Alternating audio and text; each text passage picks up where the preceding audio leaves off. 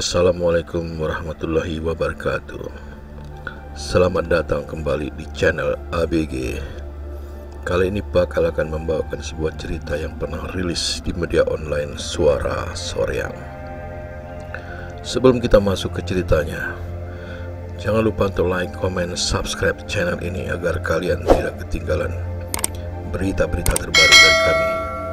Tanpa berlama-lama lagi, langsung saja kita masuk ke ceritanya. Kisah horor nekat sendirian mendaki lewat jalur pasar setan Candi Ceto di Gunung Lawu. Cerita mistis kali ini bercerita tentang kisah misteri pendakian seorang pendaki yang mendaki Gunung Lawu sendirian. Gunung Lawu merupakan salah satu gunung yang dikenal angker dan memiliki kisah mistis nan horor yang menyertainya.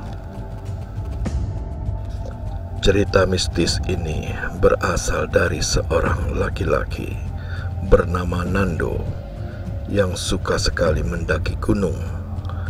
Meskipun dalam perjalanannya Nando naik sendirian, ia tetap nekat naik gunung. Kisah misteri pendakian ini berkisah pada saat Nando mendaki Gunung Lawu yang terletak di daerah Magetan.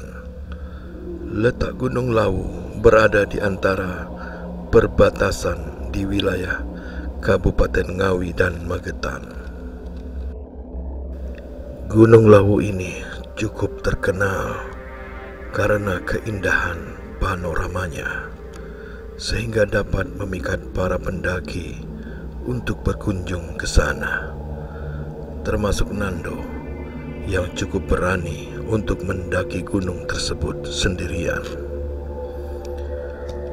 Dengan memiliki lokasi yang strategis, karena pendaki dapat melihat dua provinsi sekaligus dari puncak Gunung Lawu, sehingga setiap tahunnya gunung ini tidak pernah sepi mendaki.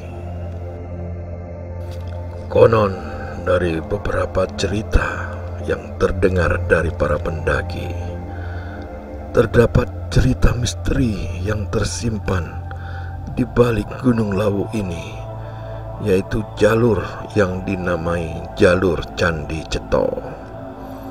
Menurut beberapa orang dan masyarakat, jalur Candi Ceto diyakini memiliki kisah horor tersendiri sebagai tempatnya para lelembut atau bangsa, atau disebut juga pasar setan Gunung Lawu. Nando sempat berpikir untuk melanjutkan pendakian atau tidak setelah mendengar cerita yang sebagian ceritanya menjurus kepada hal yang mistis atau kisah misteri. Namun ia mencoba untuk tidak peduli. Setelah mempersiapkan barang-barang dan logistik untuk pendakian, ia pun siap untuk berangkat menuju Gunung Lawu. Nando berangkat naik bus arah Jawa Timur pada jam 10 pagi dan sampai pada jam 18 malam. Nando yang sudah sampai langsung melanjutkan pendakian. Setelah melewati beberapa pos, waktu sudah malam. Nando mendaki dengan hanya membawa peralatan dan dirinya sendiri di tengah keheningan malam menuju puncak Gunung Lawu. Setelah dirasa sudah mencapai setengah perjalanan, Nando pun duduk dan beristirahat dengan menyandarkan dirinya beserta tas carrier di bawah pohon.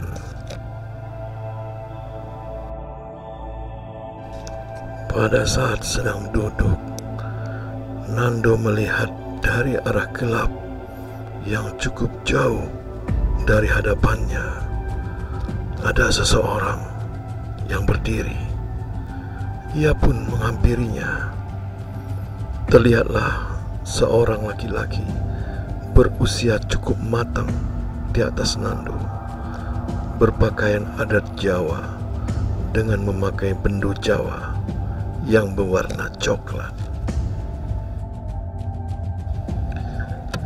Laki-laki itu pun memperkenalkan diri. "Mas, nama saya Tejo." Nando yang sudah mulai keringatan pun menjawab dengan ramah, Iya mas, saya Nando." "Mas mau pergi ke puncak Gunung Lawu ya?" Tejo bertanya lagi. "Iya mas." "Yo wes, saya tunjukkan jalur yang cepat ya mas, biar cepat sampai ke sana." "Oh gitu ya, oke deh mas. Tapi dengan syarat, kalau kamu lewat ke jalur Candi Ceto, kalau ada yang manggil jangan nyaut. Kamu lempar uang aja kalau ada yang manggil. Ngerti?" Nando yang mendengar syarat dari Mas Tejo itu pun mulai berpikir mengenai pasar setan yang sudah ia tahu. Jangan-jangan maksud dari si Mas Tejo ini pasar setan itu, pikirnya. Nando pun kembali melanjutkan perjalanan dengan mengikuti Mas Tejo dari belakang. Setelah beberapa lama, Nando mulai mendengar suara-suara samar, seperti ada keramaian dari jauh. Semakin dekat, keramaian itu semakin terdengar, seperti situasi orang-orang sedang berkumpul. Namun Nando tidak melihat apapun di sana. Pada saat lewat di keramaian itu, Nando merasa ada yang manggil-manggil dia dengan menawari sesuatu. Nando merasa sedikit takut, namun kembali mengingat syarat dari Mas Tejo. Nando pun melemparkan uang koin tanpa melihat keramaian suara tanpa jasad di belakang. Seketika setelah melempar koin, keramaian itu pun menghilang. Mas Tejo berhenti mengantarkan Nando setelah melewati Candi Ceto. "Mas, sampai di sini saja ya, saya yang anterin. Saya masih ada urusan," katanya. "Oh iya mas, makasih banyak loh ini." Nando yang sedang berbicara pun menoleh ke belakang. Namun Mas Tejo tadi sudah menghilang tanpa jejak. Nando dibuat kaget seketika. Nando pun melanjutkan perjalanan menuju puncak Gunung Lawu. Ia pun akhirnya berhasil sampai, sehingga dapat melihat keindahan panorama dari puncak tersebut. Nando pun memasang tenda untuk bermalam di puncak sebelum besok kembali pulang ke rumahnya.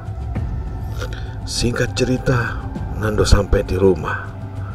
Nando merasa sangat kecapean.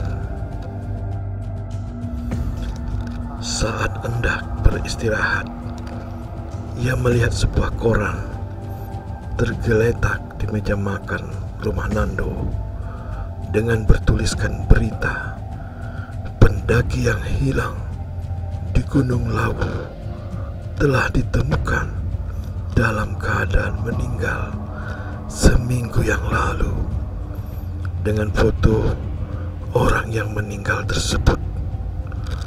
Betapa kagetnya Nando melihat foto orang yang memakai baju Jawa dengan bendo coklat itu yang tak lain adalah Mas Tejo yang sudah baik karena sudah mengantarkan dan menunjukkan jalur Candi Ceto kepada Nando.